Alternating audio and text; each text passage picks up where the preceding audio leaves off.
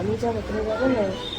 আচ্ছা ঠিক আছে। তোমরা জানো যে মেহুর শরীরটা খারাপ, কাল সারা রাত তিনজনে মিলে এক ফোঁটাও ঘুমোয়নি, তাই সকাল সকাল ডাক্তারের কাছে চলে এসেছিলাম। মা তুমি ভালো আছো? কালকে তো সারা রাত ঘুমোওনি, আর জ্বর নেই তো এখন? আমার তো ছিলই ঠান্ডা গরম লাগা, তার সাথে এখন তারও জ্বর হয়ে গেছে, শরীরটা ভীষণ খারাপ। সামনেই পুজো। হ্যাঁ আমার তো গলায় ব্যথা। তুমি ঠিক আছো তো? হ্যাঁ জ্বর নেই তো? ও বাবা আমার এই তো আর কদিন বাদে পুজো, মেহু তাড়াতাড়ি সেরে উঠবে, তারপরে অনেক আনন্দ করবো আমরা, তাই না মা? তাহলে দেখেছো গনু দাদা কিন্তু জেদ করছে না, দেখেছো?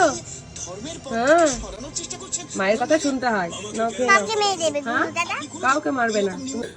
বোতা তাতের কথা গনু দাদা শোনেনি বলে বোতা তাত রেগে গেছে, দেখেছো? হ্যাঁ ত্রিশূল নিয়ে কাকে মারবে? দেখি কাকে মারতে যাচ্ছে ত্রিশূলটা, ওই দেখো মাকে ডাকছে এখন, দেখেছো? যা দেখেছো দুর্গা মা বোতা তাত আর গনু দাদাকে দেখতে চেয়েছে সকালবেলায় উঠে, দেখেছো? মেহুর জন্য, আর এটা হচ্ছে মেহুর মায়ের জন্য, আর ওটা মেহুর বাবার। Thank you. চলো খাও মা, কেন ভালো মা, এটা খাও। কি হলো? চিনি এনে দেবো, চিনি এনে দেবো তাহলে। কোন কালারটা? এটা নাও। এই তো বাহ, যেটা আমাকে বাবা ভাগ্যিস তুমি স্ট্রটা এনেছিলে গো। বাচ্চাদের যে শরীর খারাপ হলে, এটা ডাবের জল, বাচ্চাদের শরীর খারাপ হলে মা বাবার যে কি করুণ অবস্থা হয়। শরীর খারাপ হলে সব অত্যাচার বাবার উপরে আছে। কি করেছে বাবা? কি করেছে বাবা? কি করেছে? আমি কি করলাম? আছে আছে।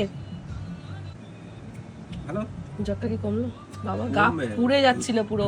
ডাক্তারের কাছ থেকে দেখিয়ে নিয়ে এলাম, ওষুধটা দিলাম, তবে গিয়ে হ্যাঁ আমি খেয়ে নিয়েছি বাবা। সবার চিন্তা আছে আমার মেয়ের। হ্যাঁ বাবাও খেয়েছে সোনা। তুমিও ফিনিশ করে নাও তাড়াতাড়ি। তুমি খাও সোনা। বলে বাবা এই তো আমার বাবা এক্ষুনি ওষুধ খেয়েছে, এখন ঠিক হয়ে যাবে। আচ্ছা চিকেন রান্না করবো মা তোমার জন্য, দুপুরে চিকেন খাবে তো?